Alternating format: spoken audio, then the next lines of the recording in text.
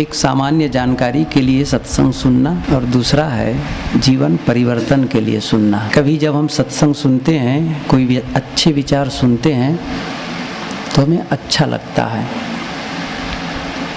कोई भी अच्छी बात सुनने से मन को संतोष होता है और कम से कम तब तक के लिए जब तक हम सुन रहे हों अच्छा अनुभव होता है, अच्छा महसूस होता है। लेकिन उसका फल होना चाहिए, जीवन में परिवर्तन आए। ऐसा न हो सुनने के पहले जैसा हम जी रहे थे और वैसा हम सुनने के बाद भी रहें। एक ने लिखा है, जैसे हम कल थे आज भी हम वैसे ही रह गए तो हमारा एक दिन खराब गया। जैसे हम कल थे वैसा हम आज भी रह गए उतने ही, तो हमारा एक दिन तो चला गया ना, वो लौट के आना नहीं है। यद्यपि शारीरिक दृष्टि से देखें तो वैसा तो नहीं रहेंगे, शरीर के परमाणुओं में परिवर्तन आ जाएगा और उम्र के लिहाज से भी हम कह सकेंगे एक दिन हमारी उम्र बढ़ गई। आयु तो घट गई लेकिन उम्र एक दिन के लिए हम अधिक हो गए। लेकिन मानसिक तौर पर हम यदि उतने ही ज्ञान अर्जित किए और जीवन में वहीं के वहीं ठहरे रह गए, उसमें विकास नहीं किए, तो जैसे कल थे वैसे आज रह गए। और होना क्या चाहिए? निरंतर प्रगति। परिवर्तन में ही प्रगति संभव है। प्रगति कहाँ संभव है? परिवर्तन में। जैसे हम यदि कहें कि ब्रह्मचारिणी आश्रम में प्रगति है, तो प्रगति का मतलब क्या हुआ? यहाँ परिवर्तन हुआ। पहले यहाँ आश्रम नहीं था, मकान नहीं था और अब बन गया। तो पहले एक तल बना, फिर कहते हैं और बढ़ गया, अब तो उसके ऊपर और तल बन गया और परिवर्तन आ गया, फिर दूसरा बन गया और परिवर्तन आ गया। इसी परिवर्तन में ही तो प्रगति है। और इसको हम यदि खत्म कर दें, बुलडोजर लाकर गिरा दें, तो भी परिवर्तन, तो विनाश भी। तो उत्थान भी और पतन भी ये परिवर्तन के ही परिप्रेक्ष्य में संभव है। और हम परिवर्तन किस स्तर पर चाहते हैं? केवल शारीरिक स्तर पर तो परिवर्तन नहीं चाहते हैं कि शरीर निरंतर बूढ़ा हो, परिवर्तन हो, इतना ही नहीं चाहते हैं। ये तो इसके लिए हमें अलग से मेहनत करने की भी ज़रूरत नहीं है, ये प्रकृतिगत है। हमारे चाहने और न चाहने से प्रभावित नहीं होगा। हम चाहेंगे हम जितनी उम्र हमारी साल भर पहले थी उतनी उम्र इस साल भी रहे, ये कहना बेकार है। साल बीतेगा हमारी उम्र बढ़ जाएगी। शरीर में भी ये कहें कि हम जो 25 साल के थे बस चेहरा वैसा ही बना रह जाए, बाल वैसे ही बने रह जाएं, ये नहीं होगा। कुदरत का नियम है और वो परिवर्तन ला रहा है। लेकिन इससे हमारा कोई हित भी नहीं हो रहा है। इससे हमारा हित अहित कुछ नहीं हो रहा है। हमारा हित और अहित होता है आंतरिक परिवर्तन से, भीतरी परिवर्तन से। और वो परिवर्तन यदि नहीं हो रहा है, उसमें विकास नहीं हो रहा है, तो मानो हम थमे हुए हैं, ठहरे हुए हैं। जैसे तालाब का पानी थमा हुआ है, नदी का पानी बहता है, तो थमे हुए हैं, कोई परिवर्तन नहीं, कोई विकास नहीं है। तो फिर कैसे बनने वाला है? इससे कैसे विकास हो पाएगा? इसलिए हमें यदि कोई विचार सुनना है तो उस परिप्रेक्ष्य में अपने जीवन में परिवर्तन लाना है, यह संकल्प बोध हो। हमें कौन सा ऐसा सूत्र मिला जिससे मैं अपने जीवन में परिवर्तन लाऊं? कौन सा ऐसा है? मैंने कहा ना अभी कि भीतरी परिवर्तन महत्वपूर्ण है, बाह्य परिवर्तन तो होता है। जैसे एक सरल ढंग से इसको समझे, हम लोग चर्चा करते हैं आपस में, किसी किसी आदमी के लिए कहते हैं कि अमुक आदमी बहुत खराब है, आपस में भी चर्चा करते हुए नहीं कहते अमुक आदमी बहुत खराब आदमी है, और किसी के लिए कहते हैं बहुत अच्छा इंसान है, वो बहुत अच्छा आदमी है, उसकी बड़ी प्रशंसा कई लोग करते हैं, वो बहुत अच्छा आदमी भाई वो तो इसका मतलब क्या हुआ? किसी को हम अच्छा कहते हैं और किसी को खराब कहते हैं। तो जिनको अच्छा कहते हैं वो शारीरिक रूप से सुंदर हैं या उनके अतिरिक्त इंद्रियां हैं, ऐसी तो नहीं है। उनकी तो 3 आँख है भाई इसलिए अच्छा है, उनके 4 हाथ है इसलिए अच्छा है, 4 पैर हैं इसलिए अच्छा है, ऐसा नहीं है। और जिनको खराब कह रहे हैं उनकी तो आँखें ही नहीं है इसलिए खराब हैं, या जिनके हाथ ही नहीं है इसलिए खराब हैं, ऐसा नहीं है। कई बार और देखा भी जाए तो जिनकी आँख नहीं है ना, या नहीं होती है, ऐसे भी इतिहास है, जिनकी आँख नहीं थी लेकिन इतना बड़ा काम किया वो जो आँख वाले नहीं कर सकते हैं। आप लोग शायद पढ़ने वाले जाने होंगे, एक नाम सुनेंगे, हेलन केलर, एक महिला थी हेलन केलर, बहुत अद्भुत। वो न वो अंधी थी, बहरी थी, गूंगी थी, उनकी कई पुस्तकें, बड़ा अद्भुत है उनका। मैं पढ़ता हूँ तो मुझे हैरानी होती है कैसे करते रहे सब, और बहुत अच्छी अच्छी बातें उन्होंने लिखी है। उन्होंने कहा है, एक वाक्य है उनका, याद आया इसलिए कह देता हूँ, कि आँख के बारे में कहा है कि क्या आँख का होना कभी गलत होता है? आँख का होना भी कभी गलत हो सकता है कि हाँ? उन्होंने कहा हाँ, आँख का होना गलत हो सकता है यदि भविष्य दृष्टि ना हो तो। आँख का होना कोई मतलब नहीं है यदि भविष्य दृष्टि ना हो। भविष्य दृष्टि का मतलब भविष्य को देख करके काम करना, भविष्य आपका कैसा हो इस बात को ध्यान में रख करके वर्तमान में कार्यरत होना, ये क्या है? भविष्य दृष्टि है।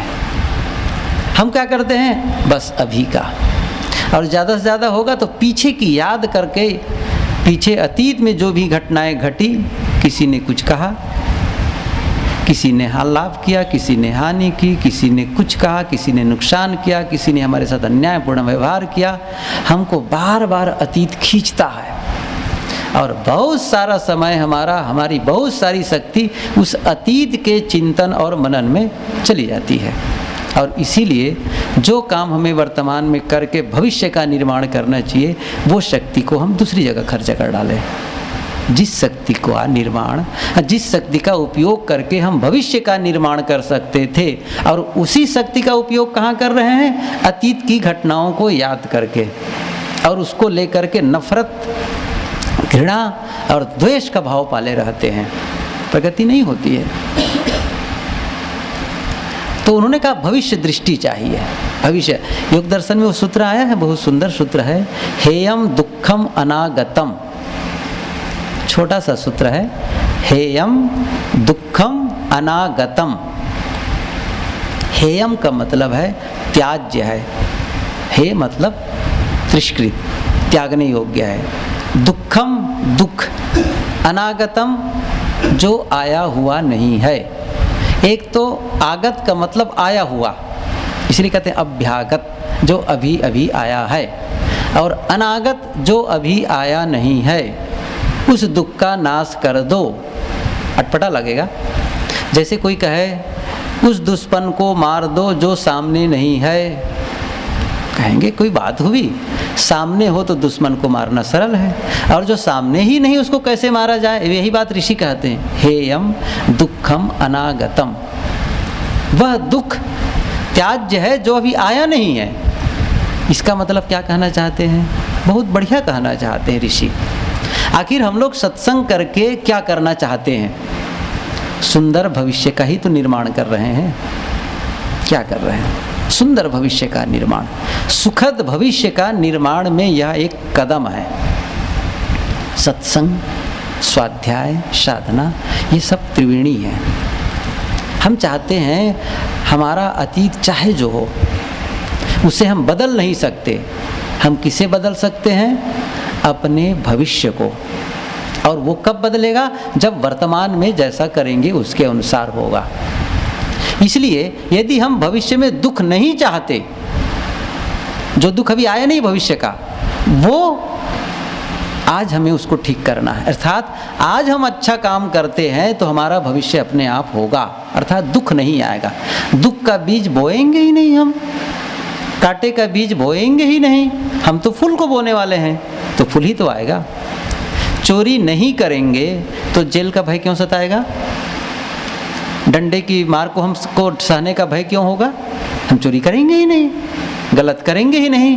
तो गलत नहीं करने का मतलब है आप अपने भविष्य में जो दुख आने वाला है उसे आप दूर कर रहे हैं। और कहीं हम चोरी करते हैं, हिंसा करते हैं, व्यभिचार करते हैं, इसका मतलब है आप भविष्य के लिए दुख का निर्माण कर रहे हैं। इसलिए ऋषि कहते हैं हे हम दुखम अनादकतम। और हेलन केलर यही कहना चाहती है कि आँख का होना गलत है यदि भविष्य दृष्टि न हो तो। और बहुत अच्छा काम किया। मैं देख रहा था यहाँ पर कि किसी के शारीरिक अंग या अवयव के अनुपस्थिति को लेकर के हम उसे गलत नहीं कहते। अमेरिका के एक राष्ट्रपति हो चुके हैं जो बहुत अच्छे हैं, उनका नाम है रूजवेल्ट, फ्रैंकलिन डी रूजवेल्ट कहते हैं। वो बैठे रहते थे उसमें व्हील चेयर पर, जैसे आजकल मैं सुना हूँ कि आपके इस पुराने मुख्यमंत्री क्या थे, जोगी, वो बैठे रहते हैं और देखो नेतागिरी करते रहते हैं। वैसे ही वहाँ के वो राष्ट्रपति ही थे। इतना बढ़िया काम उन्होंने किया, जब उनके विचारों को पढ़ो इतना बढ़िया लगता है कई जगह। तो वो बस और राष्ट्रपति रहे, 10 साल तक रहे लगातार। और उन्होंने फिर शायद कानून बनाया, और भी चुने जा सकते थे कि बस 2 बार से ज़्यादा नहीं हो सकता कोई राष्ट्रपति। दोनों पैर नहीं थे उसके, मतलब बिल्कुल फालिस मारा हुआ था, और व्हील चेयर और बैठ करके पूरे अमेरिका को कंट्रोल करता था। लेकिन क्या शक्ति थी? भीतर उनके शक्ति थी, बहुत शक्ति थी। तो भीतर मैं कह रहा था कि किसी को हम कहते हैं अच्छा आदमी, किसी को कहते हैं खराब आदमी, तो किसके आधार पर कहते हैं? शारीरिक कमी बेसी के नाते नहीं कहते हैं, उसका एक ही आधार है। यदि जिसका स्वभाव अच्छा होता है उसे हम कहते हैं अच्छा आदमी, और जिसका स्वभाव खराब होता है उसे हम कहते हैं खराब आदमी। अच्छा स्वभाव अच्छा आदमी, खराब स्वभाव खराब आदमी। तब परिवर्तन कहाँ करना है? परिवर्तन स्वभाव में ही तो करना है, परिवर्तन विचारों में ही तो करना है। स्वभाव क्यों बिगड़ा है? क्योंकि विचारों के नाते। और इसीलिए बाह्य परिवर्तन के अपेक्षा भीतरी परिवर्तन की आवश्यकता है। तो हम जब कोई ज्ञान सुनते हैं, सत्संग सुनते हैं, तो एक सामान्य सुनना, चलो भाई सत्संग में, हाँ हाँ चलो ना, चलो चलते हैं, ठीक है, अरे आया करो सत्संग में, आते नहीं, अरे हाँ भाई ठीक है चलते हैं। एक सामान्य रूप से जानकारी बैठ गए, अच्छा लगता है, सुनने पर भी अच्छा लगता है, मन को सुकून मिलता है, गलत नहीं है सुनना। लेकिन इस सुनने के बाद हम अपने जीवन में यदि क्रांति नहीं लाते हैं, परिवर्तन नहीं लाते हैं, तो बहुत सूची इकट्ठा करने से कोई फायदा नहीं है। बहुत जान गए, बहुत बोलने वाला हम हो गए, तो इस बोलने से हमारा लाभ हो जाएगा? सुनने से किसी का लाभ हो जाएगा? इसका मतलब इसके महत्व को हम कम नहीं आंकना चाहते। बोलना फिर क्या ज़रूरत है जब बोलने से महत्व नहीं है तब? ऐसा नहीं है। या क्या मतलब है जब सुनने मात्र से लाभ नहीं होगा तब? ऐसा भी नहीं है। ये तो एक प्रकार से बीज बोना है, आरंभिक है, शुरुआती दौर है। जैसे गुरुजी कहा करते हैं, कोई नींव बना दे, नींव खोद ले और नींव भर दे, और नींव भरने के बाद में मकान न बनाए तो कोई फायदा होगा?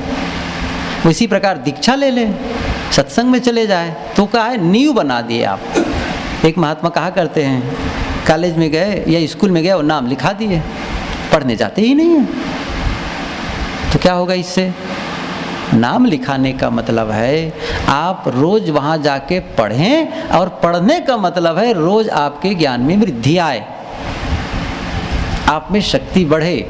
इसी प्रकार से यहाँ जब हम लोग सत्संग सुनते हैं, कहीं भी सुनते हैं, तो इसका ये एक अव्यक्त है, जिसको कह सकते हैं हम, जो कहाँ नहीं जा रहा है, लेकिन सारा जोर उसी के लिए है। कई बार बीजक पढ़ते समय आप लोग भी अनुभव किए होंगे, वो साहब ऐसी बातें कह देते हैं जो शब्द है उसका अर्थ करे तो उसका कोई मतलब नहीं है, लेकिन कहते कुछ और हैं और बात कुछ और कहती। इसे कहते हैं अन्योक्ति अलंकार, कहते हैं अन्योक्ति अलंकार। पायन भूमि नापते दरिया करते फाल, हाथन पर्वत तौलते तहीधर खायो काल। क्या कहा गया है इसमें? कुछ ऐसा रखता है, लेकिन नहीं, कुछ दूसरी बात कहना चाहते हैं साहब। यहाँ पर नाम नहीं लेते किसी का, लेकिन बिल्कुल साफ है जो कहना चाहते हैं। बीजक में कई जगह इसी बात आती है। यहाँ पर जो मूल संदर्भ मैं कहूँ आप लोगों के बीच, मैं कहना चाहता हूँ, प्रवचन के माध्यम से जो बातें बताई जा रही है और कुछ ऐसी बातें हैं जो नहीं कही जा रही है, वो अनकहा है, लेकिन वही अनकहा महत्वपूर्ण है। यह सब कह के क्या संकेत दिया जा रहा है? यह सब कह के संकेत दिया जा रहा है आप अपने जीवन में क्रांति लाएं, वैचारिक क्रांति हो और अपने स्वभावगत क्रांति हो। आखिर में जब हमारा देश गुलाम था, स्वतंत्र कैसे हुआ? क्रांति की है ना, इसीलिए कहते हैं क्रांतिकारी। जो कुछ लोगों को हमारे जो देश के जो उस प्रकार काम करते क्रांतिकारी लोग थे। क्रांति मतलब उनको हिलाते नहीं पकड़ के वहाँ अंग्रेजी शासन को, उनको झकझोरते नहीं, उनको परेशान नहीं करते। कहीं बम फेंकना, किसी को मारना, किसी को कुछ करना, दूसरे ढंग से लोग भी कर रहे थे। शांति वार्ता करते थे, जो नरम दल के थे, और गरम दल वाले थोड़ा से तड़क भड़क करते थे। कुल मिला के समवेत शक्ति जब लगी है, तब जाके हमारे देश का परिवर्तन आया है। दूसरे के चंगुल से हम छूटे हैं, बंधन से टूटे हैं। ये तो बाहरी था, टूट गया, लेकिन हमारे भीतर तो बहुत से बंधन हैं। कितने जकड़न हैं, जानते हैं कितने जकड़न है इसको। अब इस जकड़न में आप बड़े प्रक्षुब्ध ढंग से कहें धीरे धीरे, कुछ नहीं होने वाला है। उसे क्रांति चाहिए फिर, और वैचारिक क्रांति जब भीतर नहीं करेंगे और अपने आप में, जैसे मैंने कल कहा था संकल्प के विषय में, ये बहुत महत्वपूर्ण है। आज मैं थोड़ा सा उसको थोड़ी देर कह देता हूँ, उस संकल्प का थोड़ा विस्तार कर लेते हैं। ये आरंभिक है और इतना महत्वपूर्ण है कि संकल्प के अभाव में हम कुछ नहीं कर सकते। एक प्रकार से साधना क्या है? संकल्प का विस्तार। बस साधना क्या है? संकल्प का विस्तार ही साधना है। संकल्प की आवश्यकता है, और वो संकल्प का मतलब है आप पूरा करना चाहते हैं काम। सीधी सी बात है। जिस किसी को वादा कर देते हैं कि मैं आपके घर आऊँगा, अमुक टाइम आ जाऊँगा, ठीक है, तो इसका मतलब आप पहुँच ही जाएंगे, फिर तभी ठीक है। आपने संकल्प लिया, पहुँचना ही चाहिए, तभी आपकी साख भी बनी रहेगी। आप कई लोगों से कहे मैं आपके घर आ जाऊँगा, आपके घर पहुँचते ही नहीं हैं, तब आपका विश्वास टूट जाएगा, फिर आपके प्रति विश्वास करना खत्म हो जाएगा। ऐसे काम नहीं चलना है। तो संकल्प करने का भाव यह है, आप काम पूरा ही करना चाहते हैं, अधूरा नहीं छोड़ना चाहते हैं। ये संकल्प है, पूरा ही कर दें। तो छोटे छोटे संकल्प लेना शुरू करें। हम एकदम से बड़ा संकल्प ले लें और जब काम पूरा नहीं होगा तो मन में हतोत्साह, क्या होगा? उत्साह कम हो जाएगा। हमने संकल्प तो लिया लेकिन काम नहीं हुआ, तो वो जानते हैं उसके मन बहुत ढीला हो जाएगा फिर, क्योंकि वो मन में क्या हो जाएगा? एक गिल्ट, अपराध बोध। मैं संकल्प लेता हूँ लेकिन पूरा नहीं कर पाता हूँ, मैं कर नहीं पाऊँगा, एक दूसरी ओर चला गया। और बार बार उसके मन में आएगा मैं नहीं कर सकता हूँ, मैं नहीं कर सकता हूँ, और इतनी बार वो दोहरा डालेगा, वो सचमुच नहीं कर पाएगा फिर। बड़ा अद्भुत है ये मानसिक नियम। इसलिए हम अपनी शक्ति को कैसे बढ़ाएं? छोटे छोटे संकल्प लेकर के। आप परिवर्तन लाना चाहते हैं तो इस सूत्र को अपना लें। छोटे छोटे संकल्प लें जिसको आप पूरा कर सकें। बहुत प्रारंभ में बहुत थोड़ा शुरू करें, बहुत थोड़ा से। जैसे एक दो ठने उदाहरण हम समझ लेते हैं। जैसे एक संकल्प ले लें, आज मैं सुबह नाश्ता नहीं करूँगा। बहुत सरल है ना ये? कितना सरल है ये? आज मैं, आपको ठीक है मैं रोज़ करते हैं, घर को वालों को बता दीजिए आज सुबह मैं नाश्ता नहीं करूँगा। एक छोटा सा संकल्प से शुरू किए तो अब क्या होगा? बड़ा सरल है त्यागना, नहीं करना है, बात खत्म। नहीं किए, सीधा दोपहर भोजन किए तो एक मन में बल आ गया कि मैं त्याग कर सकता हूँ। गुरुदेव जी की एक पंक्ति शायद आप लोगों को याद होगी, त्याग से ही त्याग का बल बढ़ सकेगा और जो करे शुरुआत वह ही चढ़ सकेगा। त्याग कैसे बढ़ेगा? त्याग के बल से बढ़ेगा, सीधी सा नियम है इसको। लेकिन हम उसको छोटा छोटा पार्ट बाय पार्ट करें, पीस बाय पीस, मतलब टुकड़ा टुकड़ा में बांट देते हैं तो फिर क्या होगा? फिर अब बल आ गया, मैं जलपान को त्याग दिया।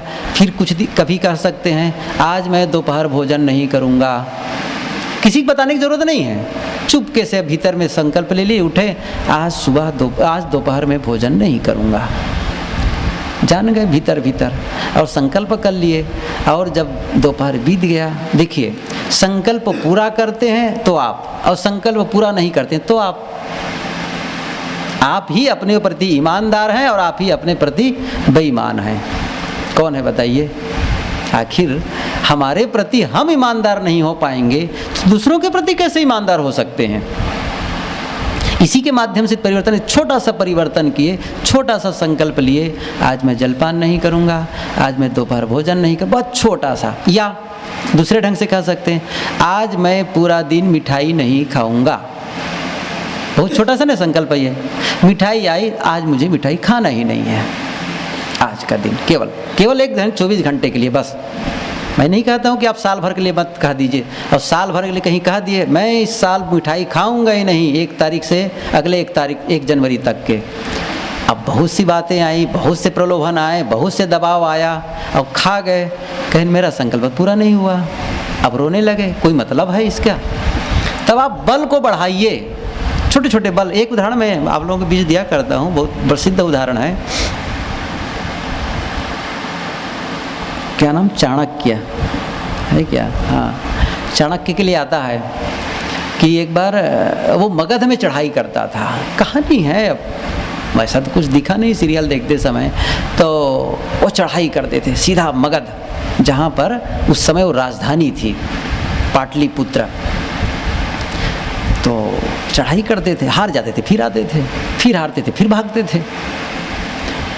एक दिन वो वेश बदलकर भाग रहे थे, रास्ते में भूख लगी, एक छोटा सा घर था, वहीं पनाह लेते हैं। जब अंदर गए तो बुढ़िया माई थी उस घर में। अतिथि देवो भव बहुत हमारी पुरानी परंपरा है, तो आए हुए के लिए स्वागत करना ये पुरानी परंपरा थी और है भी।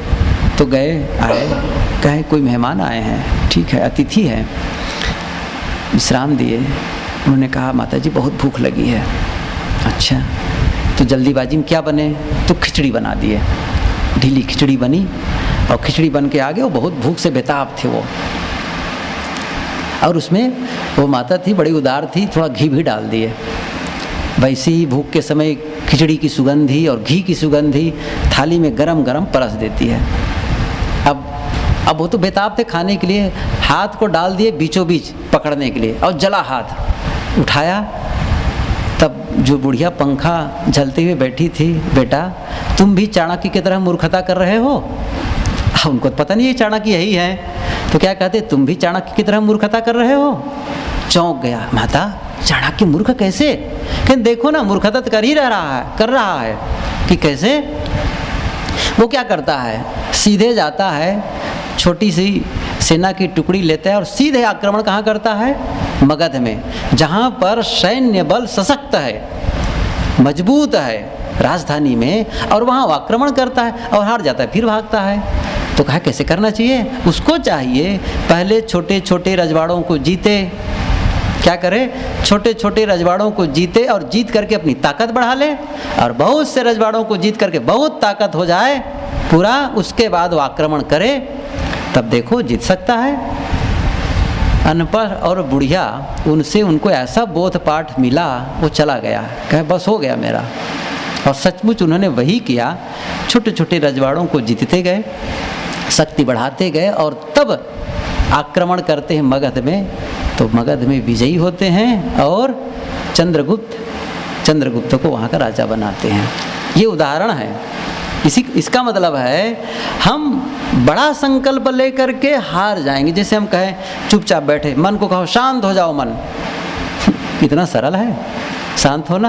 वो हाथ इतना बैठा है पुराना कि वो उठा फेंक देता है, बड़े शांत करने वाले हैं, भगो यहाँ से, फिसल के गिर गए। ऐसे थोड़ी चलने वाला है। तो छोटे छोटे अवगुणों को जब हम जीतने की शक्ति अर्जित कर लेते हैं तो हमारे अंदर बल बढ़ जाता है। तो हम क्या करें, छोटे छोटे संकल्प लें। मैंने कई उदाहरण दिए और भी आप अपने अनुसार करिए, अपनी साधना के अनुसार। मैंने देखिए उदाहरण दिया, जैसे आप ले सकते हैं आज मैं 1 घंटे का मौन रखूँगा। घर वालों को भी बता दें कि मैं 6 से 7 तक मैं नहीं बोलूँगा, बस छोटा सा 1 घंटा, बहुत ज़्यादा नहीं होता है। ये नहीं कह रहा हूँ कि 24 घंटा का लीजिए, 24 घंटा के लिए और बहुत ज़रूरी आ गया बोल दिए तब कहें फिर वही गड़बड़ हो जाएगा। तो क्या 1 घंटे का मौन, आज मैं 6 बजे से 7 बजे तक नहीं बोलूँगा, छोटा सा लिए संग। और नहीं कर सकते आधा घंटा लीजिए, कोई बात नहीं, कुछ तो शुरुआत तो करिए। लेकिन मैंने कहा ना, हम क्रांति करते ही नहीं हैं, एक सामान्य बस चल रही गाड़ी, बस कुछ ऊंचाई पर उड़ गए, सद्गुण सदाचार आ गए, उसके बाद बस थमा हुआ है। जैसे अब कोई एरोप्लेन में उड़ा होगा तो उनको अनुभव होगा, ऊपर जाने के बाद में लगता है जैसे खड़े हैं, एरोप्लेन जैसे लगता है खड़ा हुआ है, चलता ही नहीं, अनुभव ही नहीं है तो चलता हुआ। हाँ, जब बादल देखें कहीं तब लगता है हाँ चल रहा है, नहीं बिल्कुल खड़ा है, शांत। वैसी तो स्पीड बहुत होती है लेकिन वहाँ पर लगता है खड़ा है। ऐसे ही हम लोग की दशा है, कुछ सद्गुण सदाचार आ गए, उसका थम गए, बस बढ़िया है, नहीं इतने से काम नहीं चलने वाला है, और क्रांति की ज़रूरत है। तो फिर इसकी शुरुआत यही है, छोटे छोटे आप संकल्प लें, 1 घंटे का मौन लें, फिर 2 घंटे का लें, फिर कभी कभी कह सकते हैं आज का पूरा दिन होल, पूरा दिन। कई लोग ऐसा करते हैं। अब हम लोग के यहाँ वैसी परिपाटी नहीं है, यदि कोई संकल्प ले भी ले तो हमारे आसपास के साथी लोग हैं, वो लोग बहुत कोसेंगे, देखो बड़ा साधक बने हैं, वो बने हैं, ये बने हैं, आश्रम हो कहीं हो सभी लोग उसको ऐसा प्रहार करेंगे। लेकिन साधना में ऊंचाई पर उठोगे तो प्रहार तो सहना ही पड़ेगा। जब मधुमक्खी निकालने जाओगे मधु निकालने जाओगे तो मधुमक्खियों जो डंक मारेंगी उसको भी तो सहना पड़ेगा। आपको बिना मधुमक्खियों को कटाए आप मधु निकालना चाहेंगे तो कैसे हो सकता है। तो साधना की ऊंचाई में उठना चाहो और 4 लोग आपके प्रति व्यंग न करें, 4 लोग आपको कहें ना, तो आपको ये मूल्य चुकाना यही है। आपको कुछ देना पड़ेगा, कुछ सहना पड़ेगा, तब जा कर के आप ऊंचाई में उठ सकते हैं।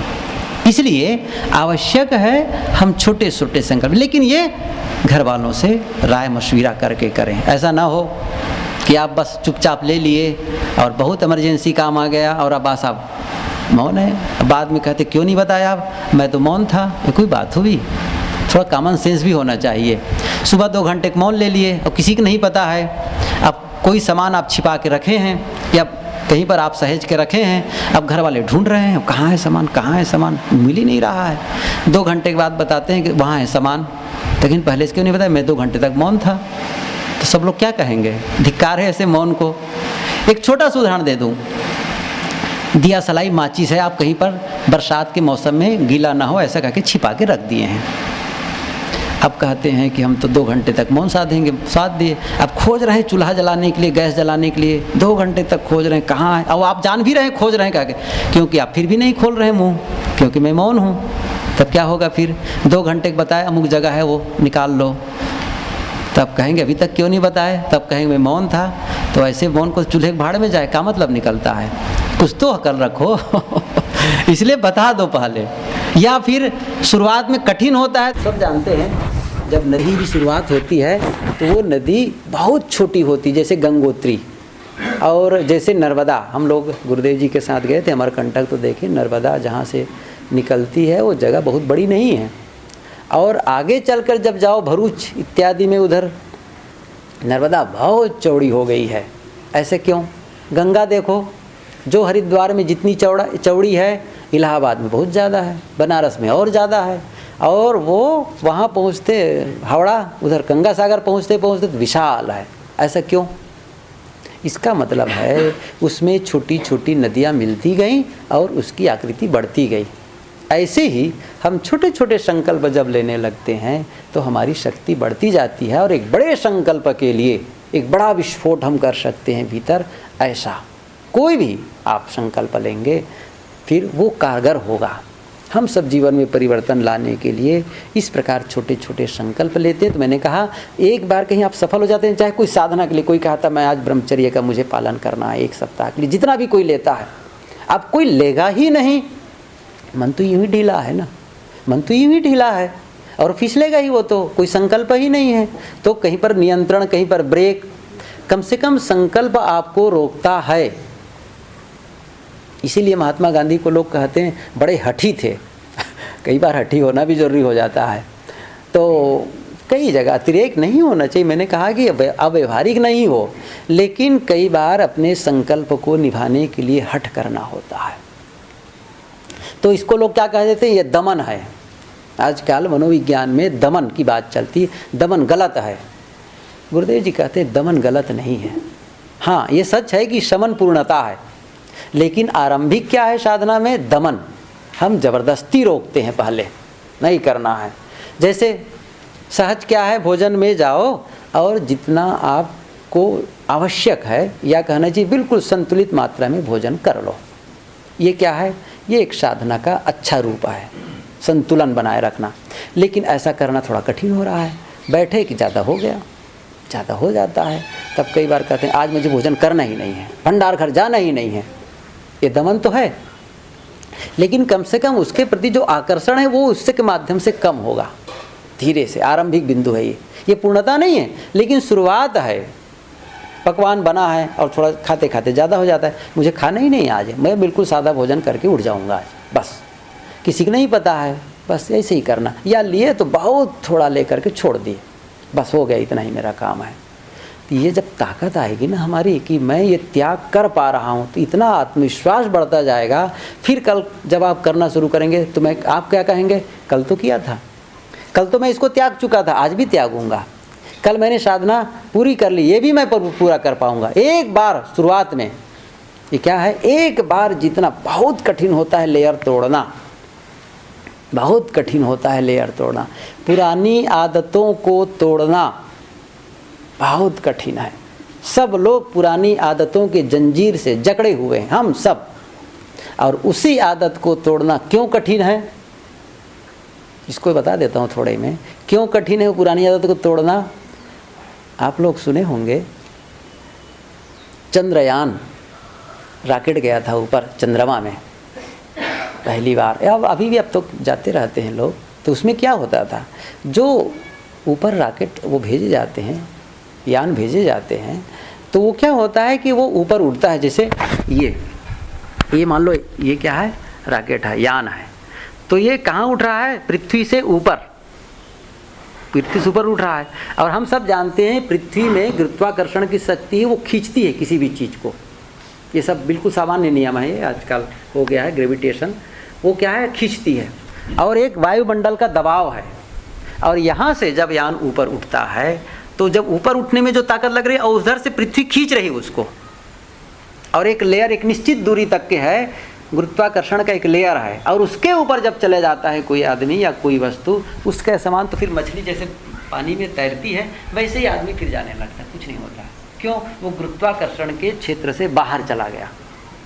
तो जितनी शक्ति, जितना ईंधन इस गुरुत्वाकर्षण के क्षेत्र को तोड़ने में लगता है या लगा, और उससे भी कम में वो चंद्रमा तक चला गया और लौट के भी आ गया। आप सोचिए इस चीज़ को, ताकत कहाँ ज़्यादा लगी, शक्ति कहाँ, ईंधन कहाँ ज़्यादा लगा, इस गुरुत्वाकर्षण के जो लेयर है उसको तोड़ने में। बस यही है हमारी पुरानी आदत को तोड़ने में कठिनाई हमारी। जब हम नई आदत को बनाना चाहते हैं तो हमारी पुरानी आदत खींचती है, जैसे गुरुत्वाकर्षण की शक्ति की तरह बार बार खींचती है। वो बढ़िया है, तुम कहाँ मर रहे हो, परेशान हो रहे हो। सुबह उठने का संकल्प के लिए हम सुबह ही उठना है 5 बजे। अब सुबह जैसे नींद तो खुल गई, 5 बजे का संकल्प लिए, तब कहेंगे अरे छोड़ो ना, अभी कहाँ जाओगे, फिर चादर तान लिए, कल से देखेंगे। क्या होता है ऐसा, कल से देखेंगे। बड़ा संकल्प लिए थे, अब सुबह ही उठ करके घूमने जाना है। कई लोग संकल्प लेते हैं, मॉर्निंग वॉक करना है, रामदेव बाबा के साथ बैठना है टीवी के सामने, संकल्प लिए। नींद खुली, लेकिन फिर क्या, अरे ठोक खा थोड़ा से और 10 मिनट और फिर उठूँगा, 10 मिनट बाद उठूँगा, जैसे ही कहे बस प्रसुप्त। क्योंकि पुराने में आप आराम महसूस कर रहे हैं और वो आदत आपको फिर से उसी स्तर पर बनाए रखना चाहती है। जैसे वो पृथ्वी खींचती है, वैसे हमको पुरानी आदत हमको पुराने स्तर पर लाने के लिए, बनाए रखने के लिए खींचती है। और जब एक बार कहीं आप वो लेयर तोड़े, एक बार कहीं अपने उस कमजोरी को तोड़े, तब जानते हैं फिर आपके अंदर कितनी ताकत आ जाएगी, बहुत आ जाएगी। फिर आप बहुत सरलता से फिर और काम करने लग जाएंगे। फिर आगे ताकत नहीं है, लगना है, बहुत कम में भी आपका काम चल जाना है। इसलिए महत्वपूर्ण है उस पुराने लेयर को तोड़ना, पुरानी आदत को तोड़ना। और इसके लिए हमें क्या करना है, आज का सूत्र यही होगा कि हम छोटे छोटे संकल्प लें जीवन में परिवर्तन लाने के लिए। कल मैंने संकल्प के विषय में कहा था कि ये पहला है जीवन के लिए, जो हम सिद्धांत जानते हैं और जो हम विधि जानते हैं, उस विधि को पूर्ण करने के लिए आगे आवश्यक है वो है संकल्प। फिर आगे सातत्यता के बारे में बताया था कि निरंतरता के बारे में, फिर और भी उसके बिंदु हैं, लेकिन संकल्प के बारे में थोड़ा सा मुझे क्लियरिफिकेशन और करना था।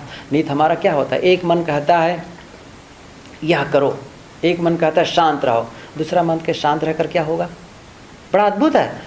आधा मन कहता है कि शांत रहना है और आधा मन कहता है शांत रहकर क्या होगा। अपने ही संकल्प को हम ही तोड़ते हैं।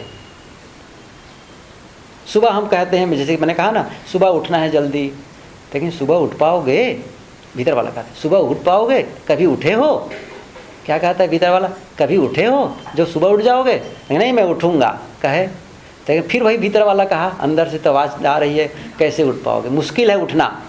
ऐसा तो क्या हुआ, हम संकल्प भी ले रहे हैं आधे मन से, आधे मन हमको तोड़ रहा है। वो हमारी दशा क्या है, जैसे घर बनाने गए और एक हाथ से हम ईंटा रखें और दूसरे हाथ से ईंटा को हटा दिए, मकान बनेगा। एक हाथ से दीवार पर ईंटा रखे और दूसरे हाथ से उठा करके नीचे रख दिए। ऐसे ही है, आधे मन से संकल्प और आधे मन से उस संकल्प को तोड़ दिए, पूरा नहीं होता है। इसलिए पूरे मन से जब संकल्प होगा, जिसमें मैंने कहा था कल विकल्प रहित, नहीं सुबह के सत्र में कहा था विकल्प रहित हो, विकल्प न रह जाए, बस ये करना ही है मुझे, क्योंकि छोटा संकल्प और आपके अंदर विश्वास जगे कि मैं यह कर सकता हूँ। बहुत छोटा आप कर सकते हैं, मैं आज 10 पन्ने पढ़ूंगा, 5 पन्ना कर लीजिए, बीजक व्याख्या उठाएं, कबीर दर्शन, कोई भी एक पुस्तक उठाकर कह दें आज मुझे 5 पन्ना पढ़ना ही है, तभी मैं दूसरा कुछ करूँगा, और 5 पन्ने पढ़ ही ले जाएंगे। फिर आप 5 पन्ने आप पढ़ ही ले जाएंगे, और संकल्प नहीं करेंगे, महीनों बीत जाएगा, 10 पन्ना नहीं पढ़ पाएंगे, ये तय है। आप सबको अनुभव, मन तो होता है पढ़ूंगा पढ़ूंगा, ये करूँगा, ये पुस्तक पढ़ूंगा, रखे हैं, बस रखे हैं, नहीं होगा। लेकिन आप संकल्प लिए आज मुझे इसमें से 10 पन्ना पढ़ना ही है, बिल्कुल, तभी मैं आप कदम उठाऊंगा। छोटा सा है ना, 10 पन्नों में ज़्यादा नहीं होता है। आपको लगता है 10 ज़्यादा है, 5 से शुरू करिए, कुछ तो करिए। एक सज्जन है वहाँ के सूरत में, वो आते हैं, बहुत अच्छे हैं, वो खुद पुस्तक लेंगे, दूसरों को बांटेंगे, कई पुस्तक लेते रहते हैं गुरु जी के और बांटते रहते हैं, अपना नहीं पढ़ते हैं।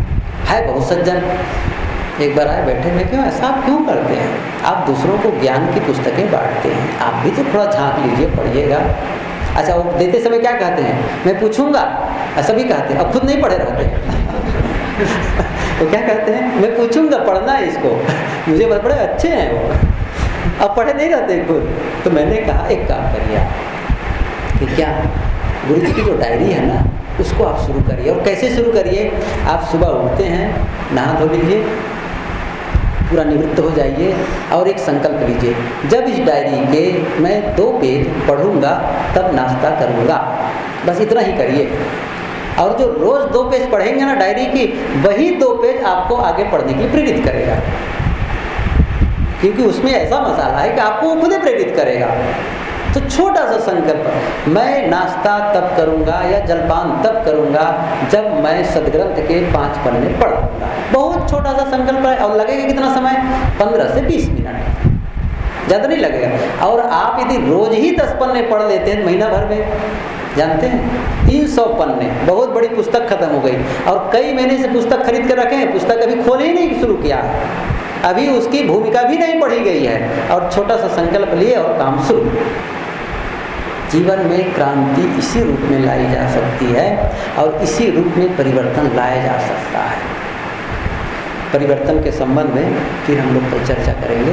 आज इतना ही, क्योंकि 5 मिनट उससे भी ज़्यादा हो गया है। बोलिए सद्गुरु देव की जय।